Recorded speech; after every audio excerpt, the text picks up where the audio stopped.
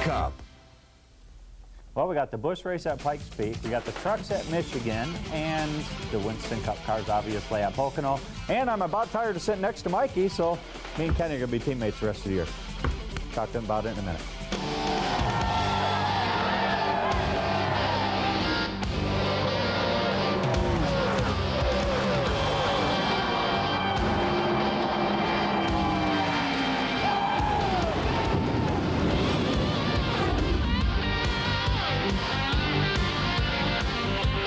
Welcome to the Gangs All Here edition of NASCAR Inside Winston Cup. Alan Bestwick in our Charlotte studios. Our wandering panel of experts has made its way back here for another Monday, and we welcome to the program, I was going to say as always, but that's not appropriate, Michael Waltrip, driver of the nation's Rent Chevy for Ultra Motorsports. Johnny Benson, driver of the I've Changed My Ownership Pontiac. We'll talk about that in a minute. And Ken Schrader, driver of the M&M's Pontiac for MB2 Racing. Kenny started 29th, finished 19th at Pocono Sunday. Your day was? Yeah, long. Well, see, we can't. Your day was so good, you never made it to the TV broadcast. Yeah, so we're going to have to show you racing at Peevely. We struggled. I tell you what. Tell you how bad it was. Somehow I got my eye messed up and finished behind Mikey.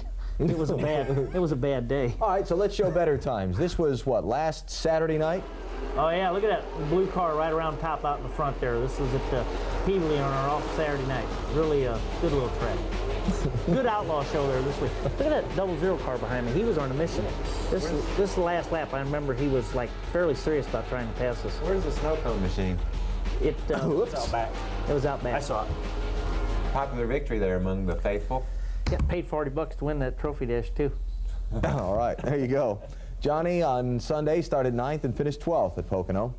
Had it going for a while. That was a pretty good day. Alternator wire broke off, and we had to change battery underneath the last stop and come back up through to finish 12th. We were pretty happy how the car ran all day. I would say you should have been. Got up there and led and got some good time out in front to try and do something about those white decals. We'll talk about the news of the week in a minute. You were also participating in that fine little display out at I-55 Raceway. I'll tell you what, we had a blast over at Schrader's track, and what a great little place. You should mention it more often on the show. And, is that possible? Now that you bring that up, Johnny. And I'll tell you what, this is James Vince's car, the crew chief, and I'll tell you, we had a lot of fun. Not quite as fast as Kenny was, but they had a lot of new car blues like there. 16 years since I've driven a dirt car, so I had a lot of fun though. There you go. All right, Mikey started 21st, finished 17th on Sunday. Yes, we battled all along between 12th and 18th pretty much all day long, finished 17th. The end of the race, I pushed for some reason really bad, worse than I had earlier in the day, so that hurt our performance a little bit, but we finished, and that's something that we were proud of because we've had some troubles doing that lately, so we got that behind us anyway. All right, our expert panel will review Sunday's Pennsylvania 500, the Busch race, the truck race. We'll attempt to answer question of the week, and plus we'll have a little bit different spin on a hot seat guest. All that coming up over the next hour. NASCAR.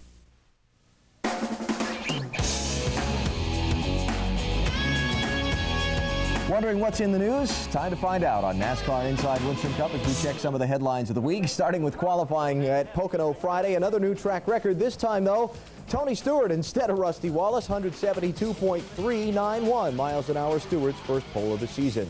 Last Tuesday's big announcement by Petty Enterprises, Kyle will drive just the 45 Busch Series car at the end of this season, then move that team to Winston Cup in 2001 with Sprint sponsorship. Steve Grissom goes in the 44 at the end of this year. They're looking for sponsorship for that car for next year.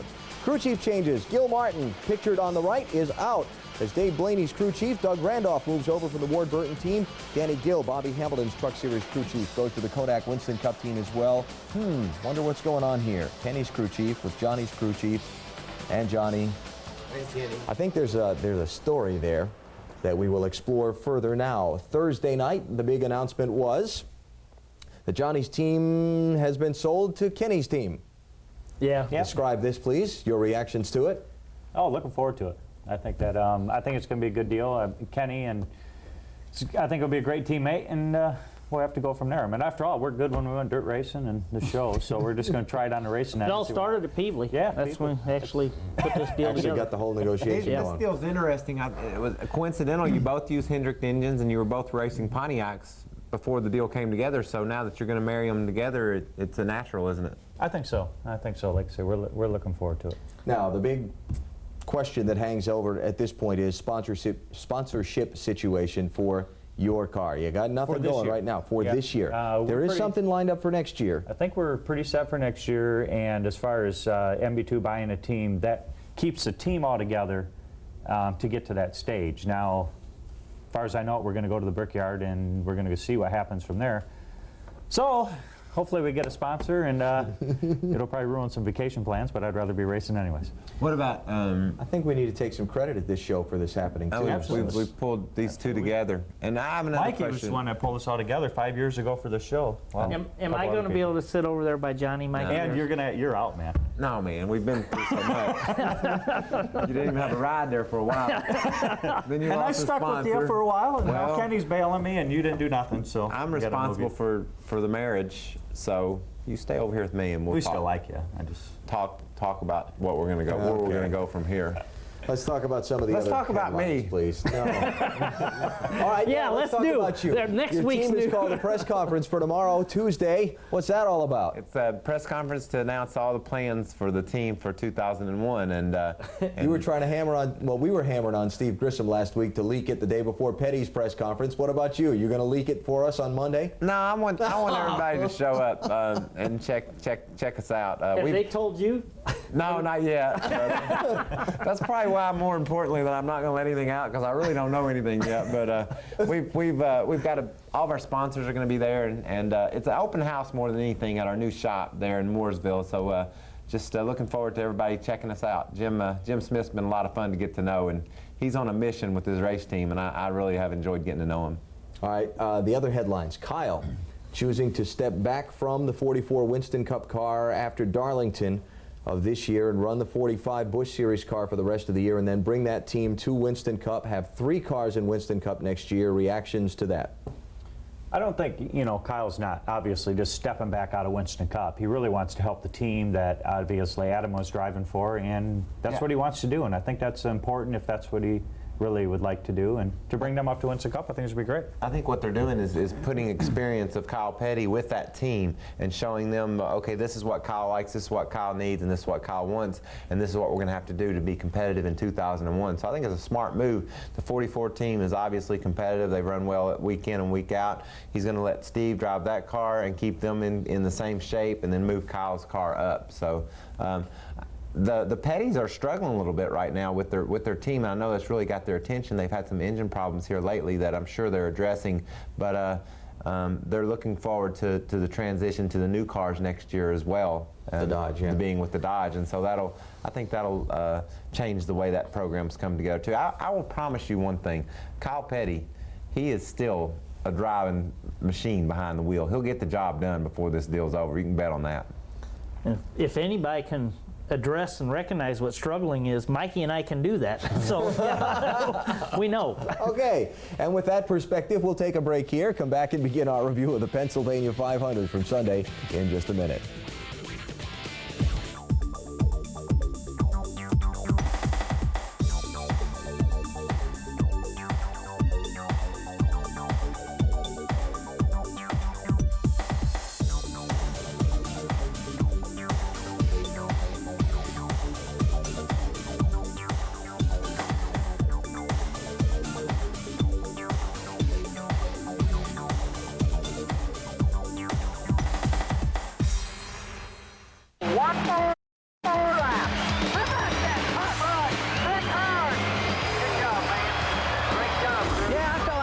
I really did, and to get it was a good feeling. I've lost a lot of them after I've been leading them all day long, and you take them any way you can get them. But we didn't get it given to us, I tell you that. We had to drive hard for it, and we had a fast outrun.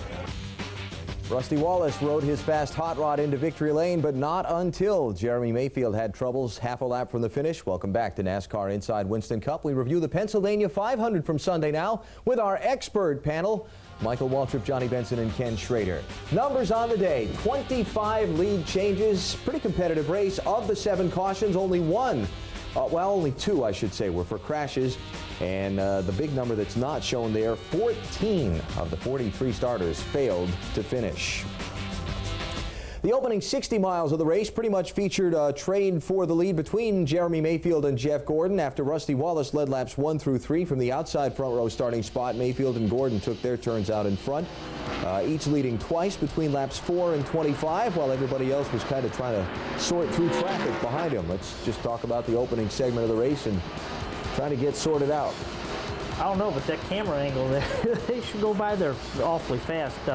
You know, there Jeff had a good run on Jeremy there, passed him going into the tunnel, but looks like Jeremy come right back, so I know they were really going at it there for a while.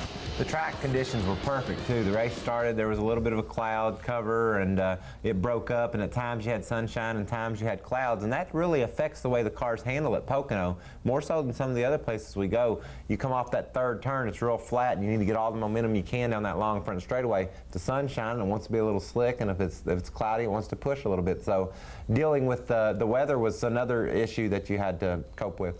Things you adjust from behind the wheel in your driving line, or just pray for a pit stop? Well, both. You know, you don't want to. You really, honestly, keep an eye up at the sky when your crew says, "What do you think? What do you got?" You know, you kind of say, "Well, what do y'all think? Do you think it's going to cloud up, or is it going to be sunny?" Because you can change a pound of air pressure, put the track bar down a little bit, and it'll fix it or change it at least, and that's what you kind of work with. Lap 26, let's go to now. Trouble for Mark Martin, and this was the beginning of an indicator that we'd see many times throughout the day. That's not good. That is not good. He had been reporting a vibration for a few laps. He said he felt like something in the drivetrain might have in the valve train might have let go because of the way it was vibrating, then it finally went away. Rich Bickle here hops in Terry Labonte's car on lap 25 to get him to give Terry a chance to rest that hurt leg. You can see these cats here rolling off pit road. Bill Elliott will beat Rusty Wallace to the line. See the line? That's what it's all about. Rusty had some momentum. Bill got to the line, took the lead. Bill Elliott in that McDonald's car is showing that he has still got the stuff it takes to be out front. He was Sunday. What else you like me to talk about? Dale Earnhardt fell to 35th on that pit stop after a lug nut got hung up in the socket. Now let's talk engines and mechanical failures, kind of relating back to Mark Martin. A total of 10 cars fell out of the race with engine failure, 2 with transmission failure, 1 with a broken rear end gear that happened too late in the race to get it fixed. Of the 14 cars that failed to finish, only 1 failed to finish because of a crash. Sterling Marlin, boom. We'll see John Andretti in a minute, boom. Well, Kenny said it earlier. I mean, it's unfair to... Off the air, yeah. I knew it was earlier. Yeah. But say it again. Well, we're just turning these engines. That little access road comes in handy, doesn't it? We're just turning these engines at Pocono 9,000 RPMs or better on the front straightaway. And show them what it sounds like. I mean, things just screaming. You're going like this, aren't you? Boy, you just kind of worry. But it's just, we abuse the engine so much. All the way down the front straightaway, all the way down the back straightaway. We gear them and we use the overdrive so we can wind the heck out of them on both straightaways and really try to blow them up. And 14 of us did. Succeeded, yeah. Now, in the June race, we lost all the engine. We lost like 8 engines in the June race, all in the last 100 miles of the race. This one, they all blew up in the first 150, 200 miles. How come? I think just the speed seemed to have been up a little bit, but just like there again, everybody just running the RPMs as much as they can. And it's just the straightaways are so long. You're running it there for a long period of time. So I don't know why. I mean, everybody had, you know, man, we don't want these to happen at the end. Run a little bit, very little practice on our race engines and hope it didn't happen, but still had a lot of problems. We turn those RPMs just about every week, but we don't turn them up there and hold them for the length of that straightaway. That's the difference. At Martinsville, we might turn more, but they goes, what? And then stop. At there, no more sound effects. It's a long way. Okay. Under the caution for John Andretti's engine failure, Bill Elliott was about the only one of the leaders who pitted. Most everybody didn't, so now Bill's 27th. Rusty Wallace leads, and those who did not stop have to start pitting under the green flag, and it sets up a little different twist on pit stop schedules. Laps 68 and 69, Jeremy Mayfield, Ricky Rudd, Steve Parks stops. We're going to see Parks' crew, along with Dale Jarrett's crew, pitting back-to-back and having a little I don't want to say confrontation, a little exchange where one of Parks' tires is going to get away. I thought that was pretty wild how that tire got away and then this guy come out after it. Whoa. Watch him. I hope he doesn't come back.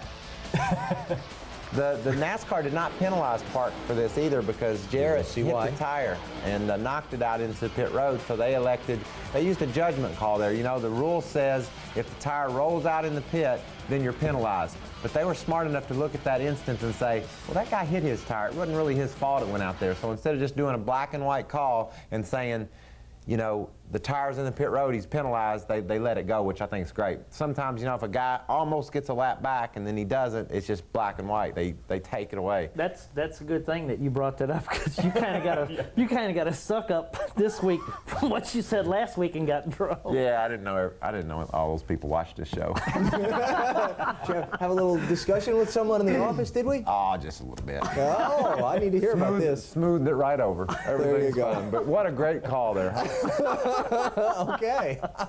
Not long after the green flag pit stops, the caution comes out, trouble in turn 3. Watch Jeff Gordon try to go 3 wide to the inside of Mike Bliss and Stacy Compton from Jeff Burton's car. What do you think about that? 3 wide in turn 3 at Pocono. Yeah, there was room when he started. I've seen that happen there before. Mike Bliss is spun out. I don't think that's all that happened on Yeah, that. he didn't hit anything. Gordon did wrinkle the right front corner of his air dam just a little bit, though. And you know, at Pocono, aerodynamics are very important. Any tweak or twist on that front end is going to affect the way it handles. Pit sequence got interesting here. Most of the guys who had just stopped under green, Jarrett and Park and Jeff Burton, stay out. But Rusty Wallace, Ricky Rudd, and Jeff Gordon pit again. They were just in at lap 69. This is lap 76, and they stopped again. Lost a lot of track position. Thoughts on that? I think they thought a lot of people were going to come down pit road, and we were deciding what we wanted to do, and everybody headed that way, and then a lot of guys stayed out. And I think couple times the guys just committed to finishing their pit and go. And another thing you need to think about, Alan, it's only 8 laps, you know, but that's 20-some miles on 20 miles or so on your gas. That's 1/5 of the amount of a run that you can make. So it wasn't crazy. You know, you might take that chance and get that gas and get assured that you can run further in the run. The other thing that just needs to be pointed out is we saw some guys pit under the green flag, then the caution came out. Normally that's a backbreaker, but at Pocono or a road course, you get away with it. So long to get around the track that you don't get lapped when you pit. So that actually put them as long as you're close enough to the leader. Right. If you're the leader or you're up there close. Yeah, I knew that. Right. You need to say it, though. Okay. All right. I would have got lapped. We'll take a break here, and on the way to the break, remind you that on This Week in NASCAR, Thursday night at 7 Eastern Time, Brett Bodine is my guest. That's been running very strong lately. Better.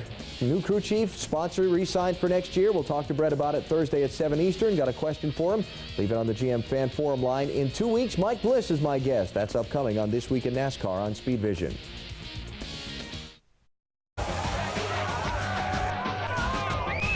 Welcome back to NASCAR Inside Winston Cup, reviewing the Pennsylvania 500 from Pocono on Sunday with Michael, Johnny, and Kenny. We're about halfway through the race now in our review, and let's hit a couple of more topics. Johnny's getting a lot of camera time on Sunday, running well up in the lead group, third at this point behind Jarrett and Burton. This was actually pretty fun to sit there and watch those guys.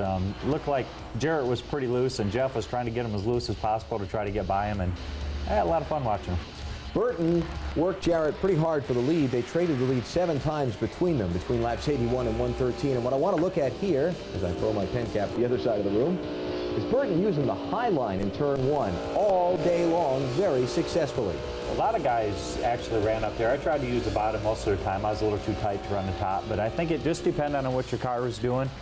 But you couldn't run the middle. You had to either be right on the curb, or you had to go ahead and go up in the high line, and just the middle just didn't. Seemed like there wasn't any grip slippery, there. just slippery. You either had to be way down or way up, and I think a lot of guys elected to stay up there because it gave you just enough momentum up off the turn there down to the tunnel turn that it was pretty good. You could turn your engine some more RPM. Turn some more RPM. That's a good idea. Lap number 108, Dale Jarrett gives up the lead to pit. And just after he stops, there's trouble in turn 1 involving his Yates teammate, Ricky Rudd. Here's Jarrett on the pit lane. Green flag stop. Coming in with the lead. Making sure he didn't do the work we talked about earlier. If the caution flies here, Jarrett will not lose a lap. And now, this is Ricky Rudd. 198 miles an hour at that point in the track. It looks like the car had right front. problem. And I guess as hard as he hit, I guess the thing that impressed me, he drove this thing all the way back to the pit. And I saw the skid marks and thinking, man, but I could never find the car and we saw him driving. Remember what our theory is: if you can drive it back, it doesn't really count. That's right. As a Rick. Yep. He subscribes to that magazine. Everybody who had not pitted under green comes in. Took 4 tires and Takes off 4 we go. tires. Some of them came back in and topped off the fuel last lap of yellow. You were one of those, right? Yes, I guess so. I think it was straight. We came in okay? Were you even there yesterday? You act kind of like not till the very end. Go ahead and tell them what you said when we were off the camera. I told him I looked in my mirror and I saw Schrader back there with about 10 to go, and I said, I'll crash him if he tries to pass me. I ain't seen him all day long, and if he thinks he's going to wander up here and pass me with 10 to go, he's got another thought coming when he gets here. All right. After the early pit stop problem I talked about in our last segment, Dale Earnhardt has worked his way all the way back through the field. He was the first one off pit road on those stops. He's running second behind Dale Jarrett. You know what he's doing there? Front stretch. What is he doing? He's thinking he might have a flat. He feels something wrong with the car. Made it through the first turn, made it through the tunnel, and sure enough, the tire blows out. And he slips up high. The caution does not fly for Dale Earnhardt. When he gets on pit road and gets his car fixed, Stacy Compton has blown an engine, and that's why the caution flies. So unfortunately for Dale, he wasn't able to stay on the lead lap because the damage to the car was not enough to where it was going to knock him from being competitive. He could have still had a good day, just unfortunately lost the lap. And so everybody pits. Dale Jarrett stays on the track and goes right back into the lead again because we're at Pocono and it didn't hurt him. Yeah, we'd like to have seen this go about another 10 laps because that would have put us in a fuel window. And I think at this point in time we were leading because Jarrett and Jeff had already dropped off. Yep. And man, everybody pits under green. We come back out about 10th or 11th because because of that scenario, they got their tires and gas and up front. A lot of the new race fans, they won't know this, but we close pit road now for scoring purposes to keep things nice and clean and simple. It started for safety reasons to try to figure out a way to control pit road better. But back in the early 80s and mid 80s, people used to do that all the time. Soon as the caution would fly, at most any track, the leaders would dive on pit road right then, and then the pace car would pick up the field at a reduced speed so they could get their service and get back out, and then they would be done with their stops, and most of the other cars would just be catching up. So it was wild back then the way you did pit stops, but basically what you saw at Pocono with Jarrett is the thing that they were taking advantage of back then. Just a little bit of history there for our new viewers. What did you drink this morning? I didn't have anything, but I think me and Schrader need to mix because he's about to doze off on us. I'm fine. I'm just listening to you, wondering where you come up with this stuff. We move ahead, lap number 164 of the 200 that made up the race. The final yellow for what else? A blown engine. This one, Bill Elliott's. But he was going so fast. Yeah, he was running well. And I hate it for Bill. He has had a lousy last 5 weeks. But this is what saved us, is we had a battery problem and we changed it underneath his caution. Final pit stop. Everybody takes two. Most everybody among the leaders takes 2, but Dale Jarrett's car you saw at the top frame there gets 4. Goes in with the lead, comes out 13th. Discussion? That leaves a mark. We took 4. We took 4 then also, but that's because we were at the back of the lead lap cars, figuring that the ones that took 2, it would help us later in run, which it did help us. Not enough, but it did help us. I suspected a lot of the people toward the back might get 4, and then a lot of people got 2, and I didn't know the majority I didn't know everybody, but Jarrett did until my crew told me, and Jarrett said his car just didn't handle well on those 4 tires is what hurt him more than anything, he thought, because he pushed worse than he had all day. He had been in at lap 146, so he had 20 laps on his left sides, and they took the 4. Everybody else had 18. I mean, it was a tough call. It was a call they had to make. Yep. So Rusty Wallace gets the lead off of those pit stops. The final restart comes with 32 laps to go. With 18 to go, Jeremy Mayfield passes Rusty, and Rusty's left to race with Jeff Burton in the final laps for what looks like second place. And Burton worked him hard. He did. It allowed Mayfield to get away. They were racing so hard for second place, but I mean, Jeff, he was working him hard, and Rusty was blocking him for all he was worth. You know what was interesting to me, though? Even though they did this and they would get side by side and they would lose ground to Jeremy, every time that they lined back up. Watch this. I love this. Comes back to the bottom. Back to the bottom. Every time that they would get it sorted out and run single file for a lap or 2, they'd catch right back up with Jeremy. So I knew it was going to be a close finish, and it looked like it was heading that way. Look how far away Jeremy had gotten, though. Just in that little bit of time, they were racing side by side. Well, you can lose so much momentum, especially through the tunnel turn where you see they're starting to go in there side by side. And, of course, what we call turn 3, running side by side through there, you lose a lot of momentum. But right, as you can see, we're starting to catch up pretty quick now. This is the final lap. He's pushing him. He's thinking just right on him, trying to get to Jeremy, and they're saying, it worked. We got here. Now what do we do? Yeah, it's a good thing they chose to go underneath him. Jeremy's tire goes flat. Those two are on their way to the I'm finish. telling you, Jeremy must have known that was coming because that's about one of the worst places. Well, I meant everywhere there. There's obviously Pretty it bad, slowed yeah. down that they caught him that fast. When he came off of turn 1, he knew he had a problem. Just unbelievable. Half a lap from the finish. Well, he won it Yeah, right the at right the last front turn go down. last time, so they just Well, Earnhardt, right front problem. Ricky Rudd, right front problem. Jeremy Mayfield, right front problem on the last lap. You know what it seems to me that they were all toward the end of a long run, and Camber laid in the front of those things will eat those tires up on occasion, and we didn't see it widespread. We didn't see problems for a lot of people, just selected people that had problems. They could have cut something or run over something and cut a tire, but more than likely had a little bit more camber than they might have needed. You can see the points here after Pocono. Bobby Labonte is now 53 points over Dale Jarrett, who moves into second ahead of Dale Earnhardt, Jeff Burton. Rusty Wallace jumped from 9th to 5th. A strong move yesterday for him in the points.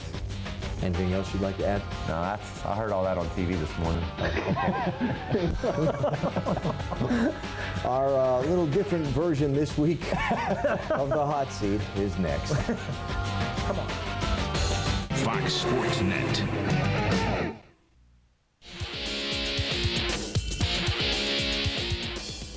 Time now for the hot seat, and we turned arranging a guest for this hot seat over to Ken Schrader. This is what he came back with. Vroom, vroom, vroom. Look at me go. I'm a real race car driver. Hi, everybody. We're here on NASCAR inside Winston Cup. I'm Red with my buddy, driver extraordinaire, Kenny Schrader. Good to be on here with you, Red, and all my co-hosts that I work with every week. Oh, you mean like Michael Waltrip and I Alan? told you not to be making jokes, but you know what not to do now. Well, I just needed to say that Michael's hair, it's more out of control than I am sometimes. And, But and Alan's is Alan, I nice. mean, his is like too perfect or something's going on with that. I mean, that hair looks harder than my candy shell. Talk about what you're supposed to talk about before we both get in trouble. Oh, right. Sorry about that. Justice prevails, everybody. After 46 years, I have finally convinced M&M Mars that I will no longer represent a product that is labeled plain. I'm much too exciting for that. M&M's deserve to be called by their original name, M&M's Milk Chocolate. However, my adoring fans can rest assured that M&M's Milk Chocolate are the same great chocolate. We just have a much better name. Don't you agree, Kenny? You never deserve to be called plain. Thank you. That's what you did for a hot seat. So they Yeah. changed the name? It went. Red he did not like being called plain. Right. So they renamed him back his original name, Milk Chocolate, which he deserves. Well, can you still get the planes? Milk Chocolate, Mikey. No more plains. What about peanut? You can get peanut, crispy. No more plain. It's Milk Chocolate. I like planes. I hate they're taking those off. Okay, now let me explain this one more time, Mikey. I think this is a good part to jump off of this because it's going absolutely nowhere fast. We'll come back and do what? The Busch Series race when we come back in a minute. This week's Castro Flashback Fact takes us back to July 23rd, 1994, when Ken Schrader wins the most competitive Busch race in history, the Fram Filters 500K at Talladega. There were 30 lead changes in this race, with Schrader leading only the final 2 laps. NASCAR Inside Winston Cup is brought to you in part by the motor oil that provides maximum protection, Castrol GTX, Drive Hard, and the new Impala by Chevrolet. Let's go for a drive.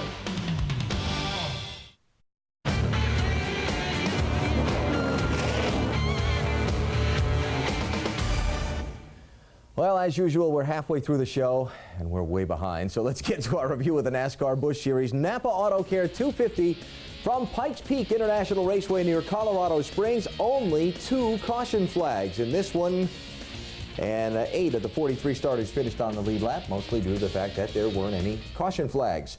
Stories of this one, a very dominant Jeff Green, and the long run without a yellow. Jason Keller led some in the opening, but mostly it was the current championship leader in that yellow car there who spent a lot of the time out in front. He was strong. Yeah, surprising us again running up front, huh? Yeah, big shock there. He led 169 at 250 laps. Hermie had a good run. He qualified well and hanging right with Jeff there early in the going. Lap 54 here, you can see already starting to catch some cars and put them a lap down. There goes the pass for the lead. Jeff Green around Jason Keller. It is a wonderful racetrack out there. It is. Who won the first ever stock car race they had at that facility? I think you did, Mr. Waltrip. You were there because you had time to practice because you missed the Busch race in St. Louis, but we don't need to bring that up, do we? Because of the extended run without a caution, green flag pit stops were the order of the day. As we look at some of the action on pit road, how does not having a caution affect what you do on pit stops? Does it really? Drastically.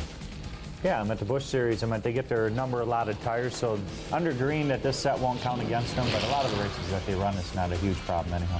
What it does, it changes your strategy, you know, as far as what you can adjust, how you work on your car, what air pressure you run in your tires. All those things are adjusted whether a car's pitted under the green or under the caution. And like Johnny said, if they happen to have a caution late, you'd have all kinds of tires to throw on the car, because if you get them under green, it doesn't count against your amount of tires that you can put on under caution. Andy Santerre was very strong in Kenny Wallace's little car there. Defending winner of the race would wind up with a top 5 finish. Lap 201 of 250. We get the first caution flag of the race. Bobby Hillen and Jason Leffler are the participants. Yes, looks like they're racing side by side, and I don't know if one of them just got loose. And anyways, they get bumping together. They were both loose there, John. At that stage, I'm talking about when it started. You guys don't have a clue what happened, do you? Didn't see it. No. Okay, no. That's what I thought. It's a nice track, though. Leaders pit here. We see David Green and Jeff Green make their pit stops. These would be the final pit stops of the race, I believe. Yes, I believe you're correct. These guys Jeff's doing a great job, obviously, but man, his team is, well, whatever their name is.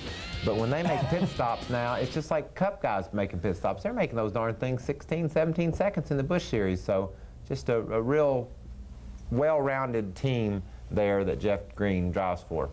As usually happens, you bunch the field for a restart. You get another caution. This one off turn 4 involving Tony Raines. I believe it's Derek Gilchrist is the car that is the other one involved. Yeah, I'm not sure what happened there. He just started going straight up the track and got into poor Tony, and Tony right in the wall. You know, we say on this show all the time, cautions breed cautions, and we're seeing that here. I never heard you say that before. You haven't? No.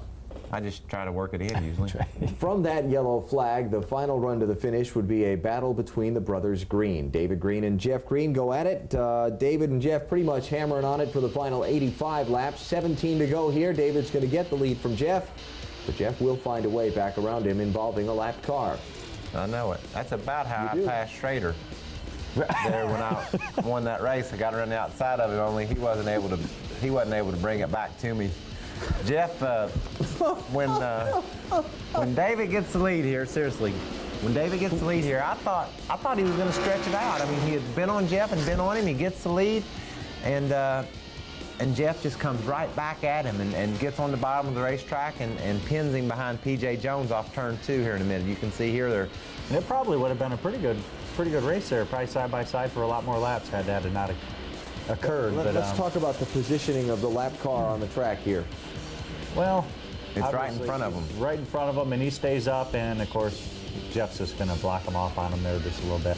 Had that happened in a straightaway, they probably just went 3 wide and kept going, but it happened coming up off. What about our fellow expert panelist Phil Parsons producing a top 5 finish there? Much needed top 5. He did a great job too. Made up a lap and got that car up to the top 5. And Hermie Sadler, like I said, another impressive performance for a guy who's kind of been struggling a little bit this year, but he looks like he's back on track. Jason Keller wound up 12th. Todd Bodine wound up 21st. So those pursuing Jeff Green for the championship most closely lost more ground. For Jeff Green, his 5th win of the season, his 15th top 5 in 20 races this year. Pretty impressive. Wow. There's a word for that. It's dominance. Speaking of wow, look at that number. 552-point lead. He can start taking some time off. What a great battle for second, though, huh? Yep. Busch Series at Gateway International Raceway near St. Louis this coming Saturday night. Truck review next.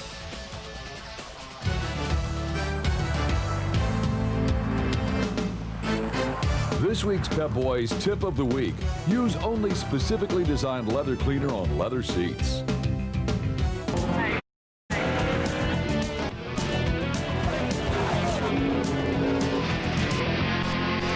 Time to review the NASCAR Craftsman Truck Series action from the weekend now. It was the Michigan 200 from early Saturday afternoon at the 2 Mile Michigan Speedway. The numbers on the race, 4 caution flags, and 12 of the starters finished on the lead lap. The margin of victory, 1 1/3 seconds for Greg Biffle. Biffle started second, Mike Wallace third, Kurt Busch fourth, all behind rookie Jamie McMurray, who took the pole in qualifying in somewhat of a surprise. But it would be a day pretty much dominated by Greg Biffle, who would end up leading 90 out of the 100 laps. That is dominance. That's pretty good, and you could tell by the end of the finish there, only 12 trucks on the lead lap. He pretty much dominated all day long, and just looked like he was pretty fast. It's big a hole and draft as the trucks create in the air. I was surprised that somebody was able to get away like that. Well, early in the going, I think he was able to break loose, and it was obvious he had a stronger truck than the other guys. But man, when these cautions start to fall and we team up or bunch up for the run to the checker, it was very entertaining racing, watching those guys sort it out. Like you said, the reason why it was so close was because of the big air those things punch in the air. Guys could really suck up and hang with them. It's pretty fun to watch. As we said, only 4 caution flags in this one. It was a pretty clean race. One of the 4 caution flags was for debris. And after they went out and retrieved the piece of whatever it was off the bottom of the track in the corner, everybody came to pit road for stops. That was kind of a competition yellow, wasn't it? Picked something up. It might have been a piece of robot padding, but they picked something up. They come to pit road here and they all get service, and then once they... See, he just got back on NASCAR's good side after his little then he's meeting. got to open his mouth again. Well, I approve of those. I approve of those. Here we go back to some real good racing between the 2 Rouse trucks and Mike Wallace. Mikey Waltrip's teammate. Charge at the lead here. It's just good racing. Like you say, it was really surprising that Biffle was able to get away and not have somebody draft back up on him. It just shows you how good of a truck he had. But right there at the end, like you say, good racing, good side-by-side racing, and it's a pretty neat deal. 10 laps to go. The finish is set up by a caution that a couple of people were very fortunate to get away from without being any worse off than they were. That is Rob Morgan in the 46 trying to get around Joe Ruttman, and it's going to go wrong right here. You know what happened there? That's why you're our panel to tell us. Ruttman was coming over to the left to get in that serpentine line that they all do. That's Stan Boyd in the white truck there. You know what I mean? That's lucky. And he's real lucky. See, watch. Now, Ruttman, everything's cool. Ruttman's going to take a left right here. Left, boom, Rob Morgan's right there, spins him out just like that, puts him down in the grass. Which is surprising. I mean, it was real fortunate he didn't come back up the track, but then this poor guy in his white truck decides to go down low, and boy, sends him down through the grass. It sure looked like closer to that other angle. Yeah. It's kind of wild. So caution is out, sets up a final sprint to the finish. Mike Wallace and Kurt Busch really try to work Greg Biffle over right down to the checkered flag. This was some fun racing. Look at this run these cats get with that draft. Isn't that fun? And Greg Biffle, Kurt Busch. Yeah, that's right. Greg Biffle, he was on the outside there, and he could just do it in the corners, it appeared to me. I mean, he could get it done in the turns where you really need to make time. You can see there, Busch to the bottom. With about 5 laps to go, we were watching in the motorhome, and whoever it was in there, I said, all 3 of them will not finish this race. And they missed a golden opportunity to wreck. NASCAR has done a nice job with the rules in these trucks to make those things that stable, where they get in there and battle like that, dive down to the bottom of the track and race that good. Just a great job of making the rules to where those guys can drive the heck out of those trucks. Got the lips on the front fenders and the big spoilers on the back and the tall roofs and all the rest. And it makes for great racing, doesn't it? Greg Biffle 5th win in 17 races this season. That's impressive. Mike Wallace, another fine run in that Ultra Wheels Team ASC Ford truck that Jim Smith owns. Brought her home in 3rd place, still 2nd in the points. Jamie McMurray, you got to tip your hat to him. Never even really heard of him before. He's on the pole all day long, right in the lead pack, or right with the leaders, and finishes 6th. Sprague ended up finishing 13th. He lost some ground to Biffle in the championship. And you look at the rest of the rundown from the Michigan 200 on Saturday, and now the championship standings. 178 was the lead. Now it is 193. Biffle up again in his advantage over Mike Wallace. The trucks race at Indianapolis Raceway Park 1 week from Thursday. Question of the week is next.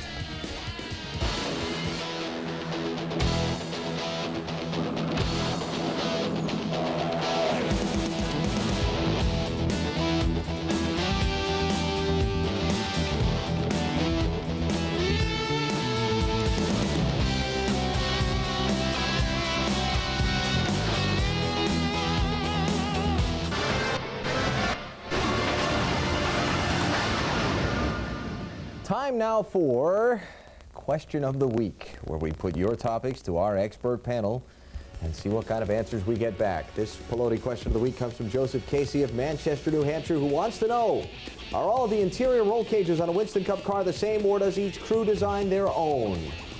Survey says They're pretty close to the same. I mean, there's a lot of rules that NASCAR dictates where a lot of things go, so I think pretty much only differences you'll see is between like the Ford, Chevy, and Pontiac. They might be moved front to back a little bit different than normal. And the roof hoop might be a little bit narrower, but there's some rules that everybody has to fall within. Yeah, most of that interior cage that you were just looking at is mandated, Yes. period. Yeah, on roll bar, OD, and also the thickness is all has to be the same. You notice when there's a technical question, we let our old pal Johnny just jump right in there, and he nailed Somebody it. here's got to know what's going on. What else would have come up, huh? That it? That's it. Yep, move on. Okay, we'll come Get back us in a minute. I'll get a new pair of Pelote shoes. If you have a question for our drivers, mail it to us to Question of the Week, Post Office Box 240417, Charlotte, North Carolina 28224, or email us at speedvision.com. If we use your question, you'll receive a pair of Pelote driving shoes. Please specify blue or black and your shoe size. Pelote driving shoes. Driving shoes you can wear all day.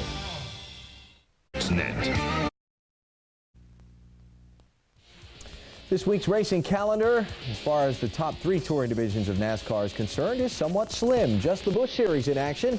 The CarQuest Auto Parts 250 at Gateway International Raceway in St. Louis Saturday night, featuring one Ken Schrader. What's going to happen at Peabody? If he qualifies. Is Peabody going to race? Thursday night, 7 Eastern time this week in NASCAR. Brett Bodine is my guest. Next Monday, we'll review the St. Louis race, have a couple of hot seat guests, and preview the Brickyard 400 at Indianapolis next Monday at 7 Eastern on NASCAR Inside Winston Cup. Also, I'm sorry. Go ahead. I didn't like that if he qualifies, Bull. Well, that was, you didn't have to say that at all. I just want to plug one thing. Last Saturday night when we were at Pocono, flew up to Seekonk Speedway. What a wonderful place. Mrs. Vendetti, 81-year-old, beautiful lady, runs that place. Unbelievable. Anybody up in Northeast that can go up to Seekonk, that is quite a show. Next to Peevely. One of the best short tracks you'd find. Yes, it is. All right. Now, back to the St. Louis thing. Well, You tested, right? you tested. I tested. Had a good, So there should be no excuses, had a right? good run. Yep, we're ready. What's Okay. your sponsor? Same as Linden Amix. Chicken. No, Oh. Scanna. Scanna. Power Oh, Tower. so you didn't know who your sponsor was. I knew the same I as- can see that old deer in the headlights look It there. was same as Linden's. And Linden Amix team car. on next Monday's program, Yeah. too, I've done another Michael Waltrip roving report. Oh boy. Gone out and That'll be big. sniffed out a story and developed it, produced it, directed it, and starred in it, and will be shown. In other words, they handed about you the you again. microphone, you stood in front of the camera and fooled around for a bit, and somebody else is back there trying to make something out of it. Right. Okay. I gave him. I didn't give him a whole lot to work with in this instance. I just explained to the fans the difference between Saturday morning practice and all the other racing we do during the course of the weekend. I think you'll find it very intriguing. It'll be Johnny? fun. Hey, this weekend off. That should be good. And then no dirt race to go to. I mean, we spent a lot of time with Kenny, and Kenny did a fabulous job up there with this track, giving rides in his new 2-seater sprint car, and I tell you, I had a blast. did you see our special from the go-kart track on last week? Yeah, we missed that. That was fun. Yes, it was. You got to go with us next time, Schrader. I'm ready. Hey, we're racing Highland, Illinois tonight, and Cedar Rapids, Iowa Tuesday night, and Slinger, Wisconsin Sunday. Go ahead, Alan. If you're seeing the Monday night version of the program. There you go. Some people see it Tuesday, some people see it Saturday. I thought most people rushed home to see this show Monday night. Hopefully they do. That's right. Did you see that little hat I had on? You like that? Thanks for joining us. The hats were great. We'll talk to you next Monday night here on Speed Vision. See ya. NASCAR Inside Winston Cup is presented by Pep Boys. Cars